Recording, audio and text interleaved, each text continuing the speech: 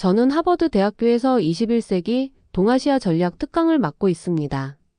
30년간 유엔과 세계 정상회담을 오가며 통역사로 일했던 경험이 이 자리로 이끌었죠. 강의실에 들어서는 순간마다 여전히 가슴이 두근거립니다. 하버드의 붉은 벽돌 건물과 아이비 덩굴은 저에게 여전히 낯설게 느껴져요.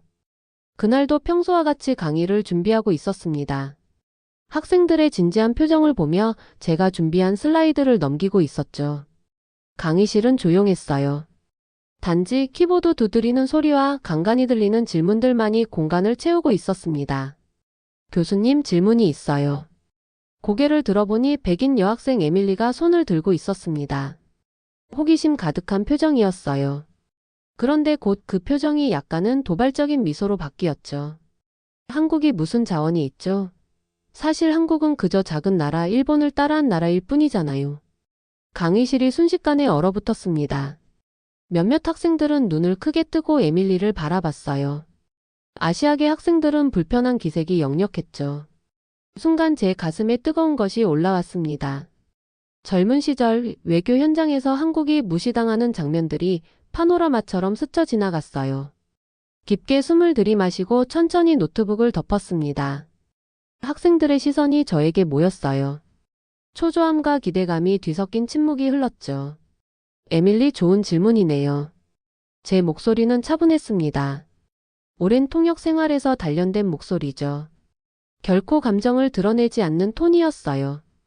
오늘 수업은 예정된 내용을 접겠습니다. 대신 그 질문에 직접 답하고 싶네요. 슬라이드를 끄고 강단 앞으로 나왔습니다. 30년 외교 현장에서 배운 것이 있다면 때로는 예정된 스크립트를 벗어나야 할 때가 있다는 것이죠. 저는 에밀리의 눈을 정면으로 바라봤어요. 그녀의 눈에서 약간의 당혹감이 보였습니다. 아마 제가 화를 내거나 회피할 거라고 예상했던 것 같아요. 자원이란 무엇일까요? 석유일까요? 금일까요? 아니면 다른 무엇일까요? 강의실을 천천히 걸으며 질문했습니다. 학생들은 몸을 앞으로 기울이기 시작했어요. 호기심이 피어오르고 있었죠. 21세기 가장 강력한 자원은 신뢰입니다. 신뢰가 있으면 석유보다 금보다 더 값진 자원을 얻게 되죠.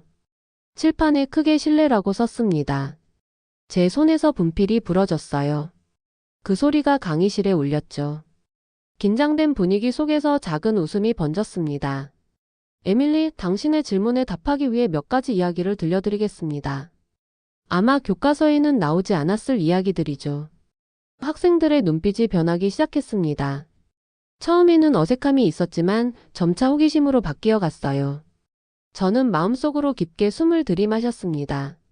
이제 시작이었죠. 석유의 나라가 왜 다른 나라에 전기를 맡겼을까요? 학생들의 표정이 의아함으로 가득 찼습니다. 저는 잠시 창밖을 바라봤어요. 하버드 캠퍼스의 단풍나무들이 가을빛으로 물들고 있었죠. 2009년 아랍에미리트는 원자력 발전소 건설 국제 입찰을 시작했습니다. 세계 최대 산유국 중 하나가 왜 원자력 발전소를 원했을까요? 미래를 준비하고 있었던 거죠. 제 머릿속에는 그 당시 상황이 생생하게 떠올랐어요. 한국 대표단이 두바이로 향하던 날 모두가 긴장했던 모습이 떠올랐습니다. 프랑스, 미국, 일본 모두 원자력 강국들이 입찰에 참여했어요. 한국은 상대적으로 후발주자였죠. 그런데 놀라운 일이 벌어졌습니다. 잠시 멈추고 학생들의 반응을 살폈습니다. 에밀리의 얼굴에도 흥미로운 기색이 보였어요. 200억 달러 약 24조 원짜리 계약이 한국에 돌아갔습니다. 왜 그랬을까요? 저는 칠판에 숫자를 크게 적었습니다. 학생들의 눈이 커졌어요. 한국팀은 단 하나의 약속을 했습니다. 우리가 직접 운영하는 원전과 동일한 안전기준으로 지어드리겠다. 이 말 한마디가 결정적이었죠. 제 목소리가 조금 높아졌습니다. 흥분을 감출 수 없었어요. 그 순간은 제가 통역사로 참여했던 수많은 협상 중에서도 가장 긴장되고 감동적인 순간이었죠. 건설 현장에서는 놀라운 일이 벌어졌습니다. 한국 엔지니어들은 현지인들과 함께 살면서 일했어요. 라마단에 맞춰 생활 패턴을 조정하고 현지 문화를 존중했죠. 단순히 기술만 전달하는 게 아니었습니다. 창문을 통해 들어오는 햇살이 강의실 바닥에 그림자를 만들었습니다. 그 속에서 학생들의 표정이 점점 진지해지는 것이 보였어요.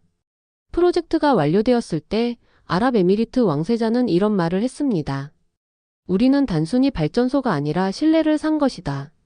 제 목소리가 약간 떨렸습니다. 그 순간을 떠올리니 다시 감동이 밀려왔어요. 깊게 숨을 들이쉬고 계속했죠.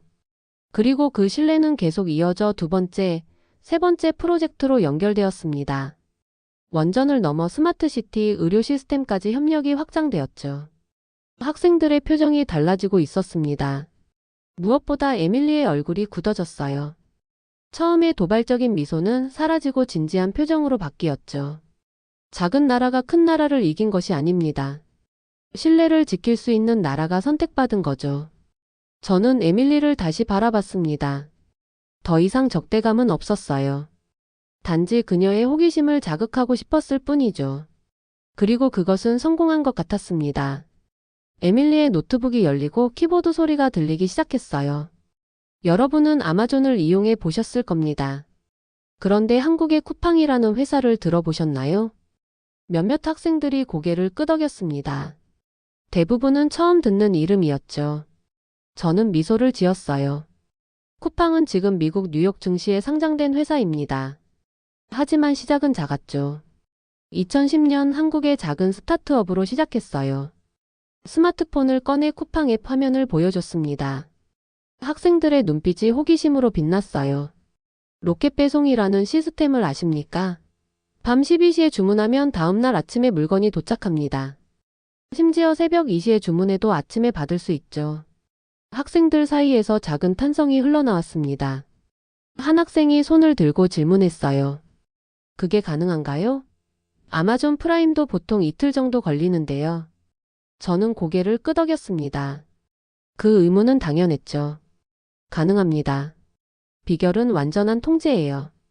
쿠팡은 직접 고용한 정규직 배송 인력이 5만 명이 넘습니다. 직접 물류센터를 운영하고 배송까지 모든 과정을 자체적으로 관리하죠. 제 머릿속에는 서울 아파트 단지의 새벽 풍경이 그려졌습니다. 쿠팡맨들이 조용히 문 앞에 상품을 놓고 가는 모습이 떠올랐어요.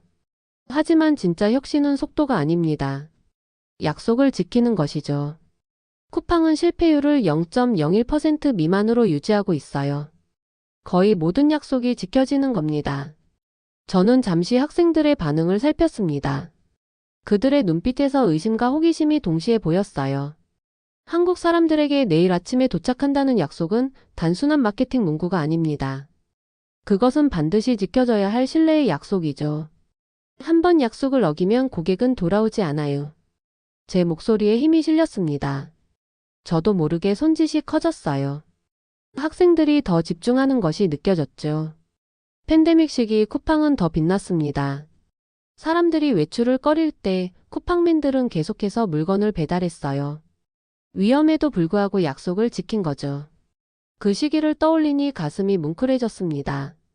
제 조카가 병원에 있을 때 쿠팡을 통해 보낸 과일이 정확히 다음날 도착했던 기억이 떠올랐어요. 이런 신뢰가 쌓이면서 쿠팡은 아마존이 넘볼 수 없는 시장을 만들었습니다. 이것은 단순한 기업 성공 사례가 아니에요. 신뢰를 기반으로 한 문화의 승리죠. 에밀리가 손을 들었습니다.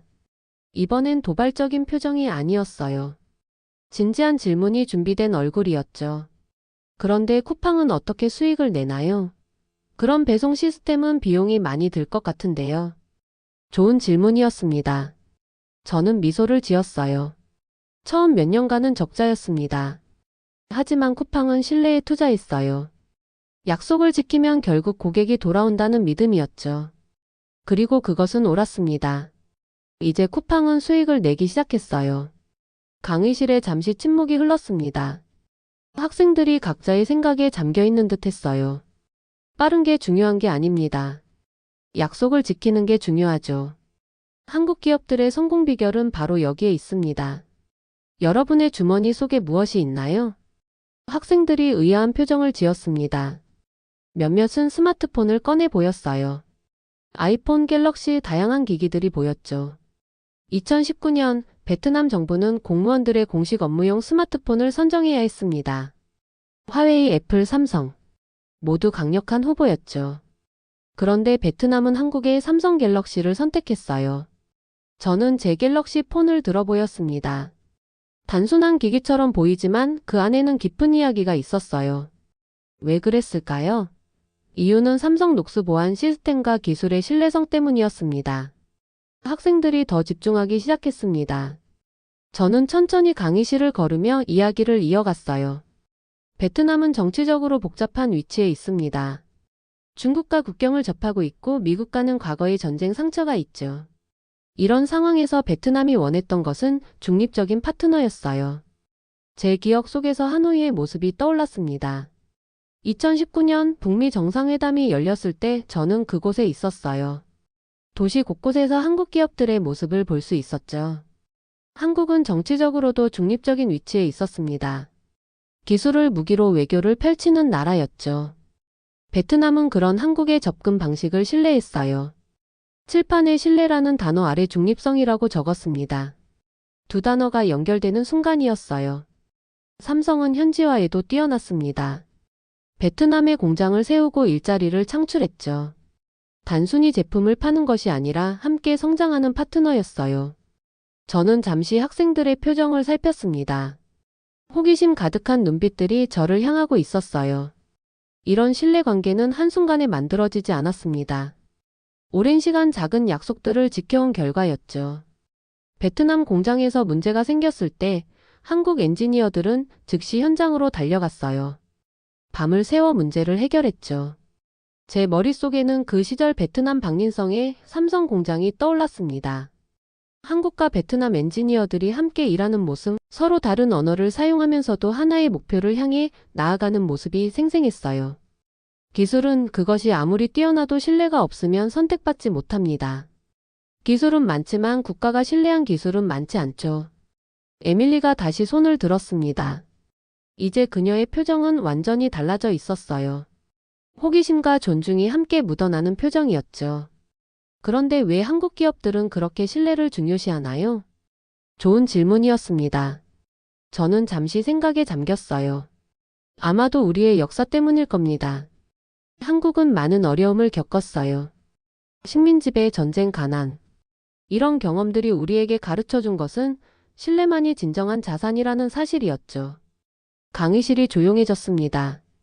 학생들의 눈빛에서 깊은 생각에 잠긴 모습이 보였어요. 약속을 지키고 함께 성장하며 서로를 존중하는 것.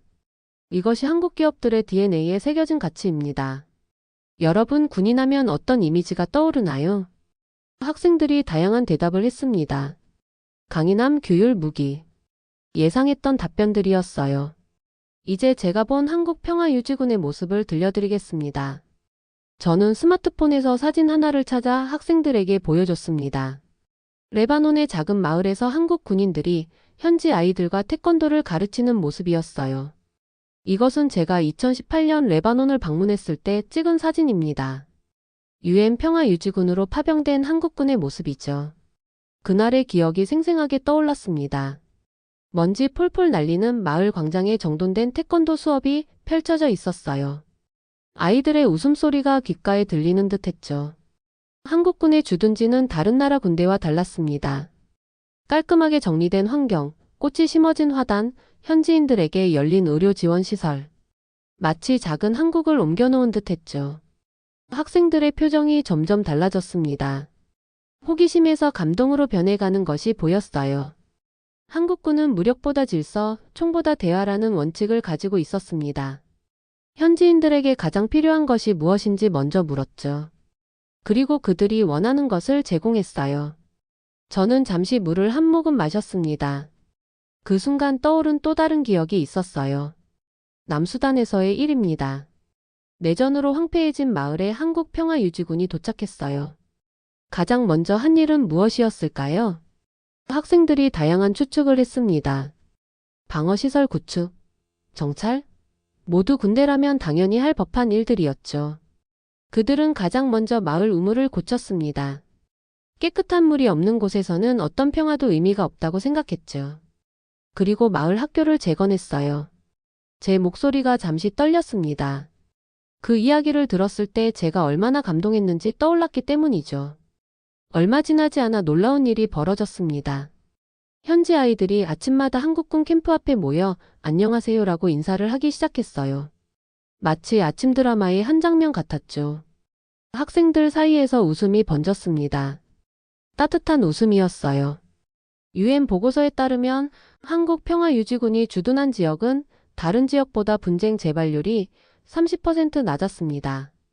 왜 그랬을까요? 저는 칠판에 신뢰라는 단어 아래 존중이라고 적었습니다. 그리고 다시 학생들을 바라봤어요. 한국은 전쟁의 상처를 알고 있는 나라입니다. 우리는 평화가 얼마나 소중한지 이해하고 있죠. 그래서 무력보다 신뢰를 선택했어요. 총보다 대화를 먼저 꺼냈죠. 강의실이 조용해졌습니다. 깊은 생각에 잠긴 표정들이 보였어요. 에밀리의 눈에는 작은 감동의 빛이 어렸죠. 2021년 2월 텍사스에 끔찍한 한파가 몰아쳤습니다. 전기가 끊기고 수도관이 얼어붙었죠. 많은 사람들이 도움이 필요한 상황이었어요. 저는 당시 뉴스 영상을 짧게 보여줬습니다. 얼어붙은 도로, 정전된 도시의 모습이 학생들의 시선을 사로잡았어요. 그런데 놀라운 일이 벌어졌습니다. 텍사스 휴스턴의 한인 커뮤니티가 가장 먼저 움직였어요. 한인 교회와 식당들이 문을 열고 대피소를 만들었죠. 따뜻한 음식을 나누고 임시 숙소를 제공했어요. 그때의 기사를 읽었던 기억이 생생했습니다. 한인 식당 주인들이 밤새 김치찌개와 된장찌개를 끓여 이웃들에게 나눠주는 모습이 떠올랐어요. 이것은 우연이 아니었습니다. 비슷한 일이 2019년 베를린 정전 사태 때도 있었어요. 한인 커뮤니티가 가장 먼저 조직적으로 대응했죠. 강의실을 천천히 걸으며 학생들의 표정을 살폈습니다.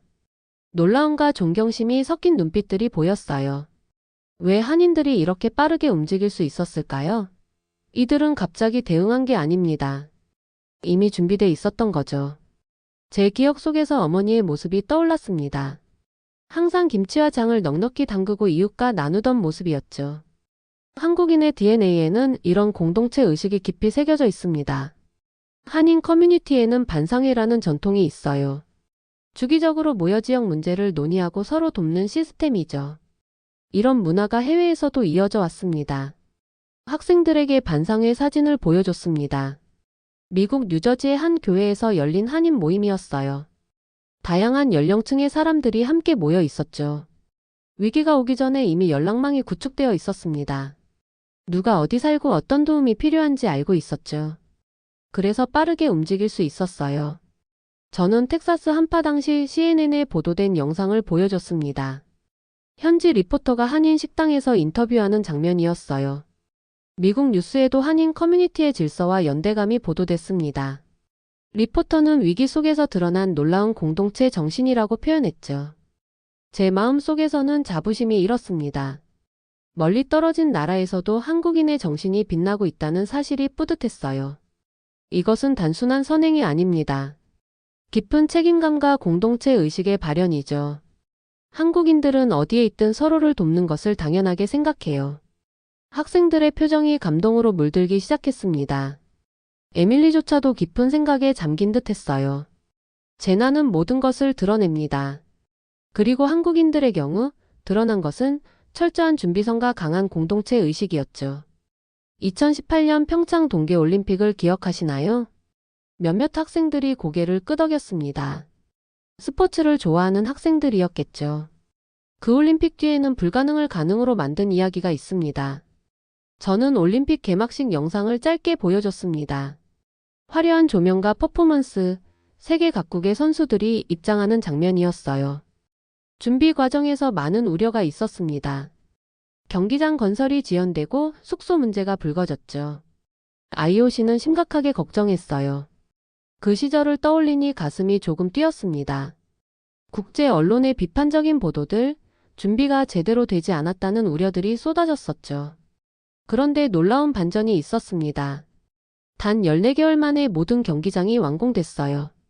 IOC 위원장은 이를 기적이라고 칭했죠. 학생들의 표정이 놀라움으로 바뀌었습니다.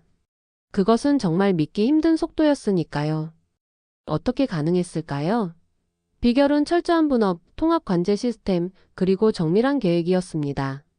저는 당시 건설 현장의 사진들을 보여줬습니다. 24시간 불이 꺼지지 않는 현장, 정확하게 움직이는 장비들, 질서 정연한 작업 모습이었어요. 한국에는 빨리빨리라는 말이 있습니다. 외국인들은 이를 단순한 조급함으로 오해하곤 하죠. 하지만 그것은 정확함에서 나오는 속도입니다. 제 목소리에 힘이 실렸습니다. 이것은 제가 외교 현장에서 자주 설명해야 했던 부분이었으니까요. 올림픽 준비팀은 모든 과정을 1분 단위로 쪼개서 관리했습니다. 누가 언제 어디서 무엇을 어떻게 할지 명확했죠. 그리고 모든 팀이 하나의 통합 시스템으로 연결되어 있었어요. 칠판에 신뢰와 정확성이라는 단어를 이어 적었습니다. 두 단어가 만나는 지점이 한국의 저력이었어요. 더 놀라운 것은 올림픽 이후였습니다. 모든 시설이 지속 가능한 방식으로 설계되어 지금까지도 활용되고 있어요. 일회성 행사가 아닌 미래를 위한 투자였죠. 학생들의 눈빛이 달라지고 있었습니다. 처음의 의심은 존경으로 바뀌어가고 있었어요. 이것은 단순한 건설 이야기가 아닙니다. 약속을 지키는 나라의 이야기죠. 할 수 있다고 말했을 때 그것은 반드시 이루어진다는 신뢰의 메시지였어요. 강의실에 잠시 침묵이 흘렀습니다. 학생들이 각자의 생각에 잠긴 듯 했어요. 빨리빨리는 조급함이 아니라 정확함입니다. 신뢰할 수 있는 속도죠. 마지막으로 여러분 모두가 알고 있을 이야기입니다.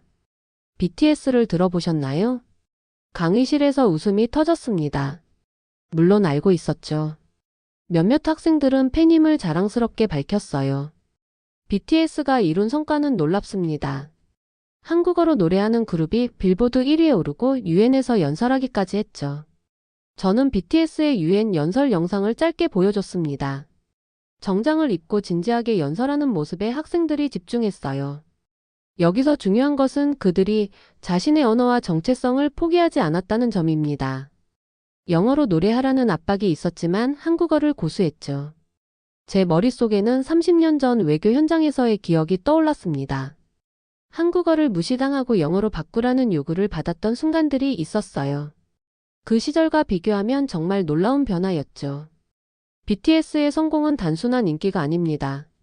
그들은 진정성 있는 메시지로 전 세계 청년들과 소통했어요. 자신을 사랑하라는 메시지, 사회 문제에 대한 진지한 고민이 담긴 가사. 이것이 공감을 얻었죠. 저는 세계 각국에서 한국어를 배우는 학생들의 영상을 보여줬습니다. BTS 노래를 따라 부르며 한국어를 공부하는 모습이었어요. 지금 전 세계에서 한국어를 배우는 사람들이 급증하고 있습니다. 한국 문화에 빠진 이들이 늘고 있죠. 이것은 단순한 유행이 아니에요. 학생들의 표정이 밝아졌습니다. 문화의 힘에 대한 이야기는 그들에게 직접적으로 와닿는 주제였어요. BTS 팬들은 단순한 팬을 넘어섰습니다. 그들은 하나의 커뮤니티를 형성했어요. 자선 활동에 참여하고 사회 운동을 펼치죠. 이것은 신뢰와 감동을 주는 콘텐츠의 힘입니다. 저는 칠판에 적혀있는 신뢰, 정확성, 존중 아래 진정성이라는 단어를 추가했습니다. 이 모든 가치가 하나로 이어지는 순간이었어요. 작은 나라가 큰 마음으로 전 세계를 감동시키는 시대가 왔습니다. 한국이 가진 것은 석유나 금이 아니었어요. 신뢰와 진정성이었죠. 강의실 전체가 조용해졌습니다. 학생들의 표정에서 깊은 생각에 잠긴 모습이 보였어요. 에밀리의 얼굴에도 처음과는 완전히 다른 표정이 자리 잡았습니다. 수업을 마치기 전에 한 가지만 더 말씀드리겠습니다. 저는 심호흡을 하고 학생들을 바라봤습니다. 가슴 속에서 따뜻한 감정이 올라왔어요. 한국은 큰 나라가 아닙니다. 하지만 누구보다 올바른 방향으로 먼저 움직이는 나라입니다. 학생들이 일제히 박수를 쳤습니다. 에밀리도 진심으로 박수를 치고 있었어요. 저는 그녀에게 미소를 지었습니다.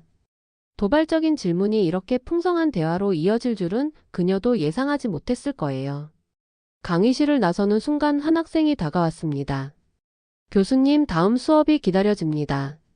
저는 미소를 지었습니다. 다음 수업에서는 무슨 이야기를 들려줄까요?